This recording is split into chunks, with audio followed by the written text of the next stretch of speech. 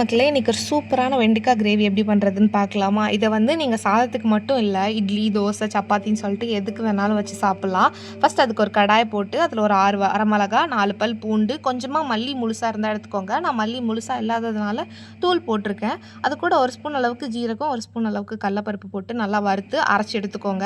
கூடவே நான் 1/2 கிலோ வெண்டைக்காய் எடுத்துருக்கிறேன். இதை நல்லா வாஷ் பண்ணி கட் பண்ணி வச்சுட்டு இதை நல்லா வந்து வணக்கிக்கோங்க.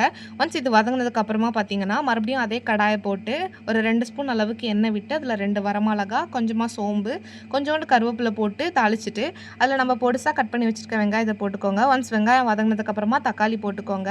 இது ரெண்டும் வதங்கினதுக்கப்புறமா நம்ம அரைச்சி வச்சிருந்த பவுட்ரு லைட்டாக உங்களுக்கு தேவையான அளவுக்கு உப்பு, கொஞ்சமாக மஞ்சத்தூள், 1 ஸ்பூன் அளவுக்கு மிளகாத்தூள் போட்டு ஒன்ஸ் வதங்கின ஸ்மெல் வந்ததுக்கப்புறமா 1 கிளாஸ் அளவுக்கு தண்ணி ஊற்றிக்கோங்க.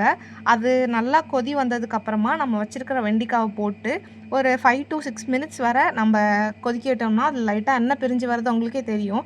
ஒன்ஸ் அது வந்ததுக்கப்புறம் இறக்கி சாப்பிட்டு பார்த்தீங்கன்னா சூப்பராக இருக்கும்.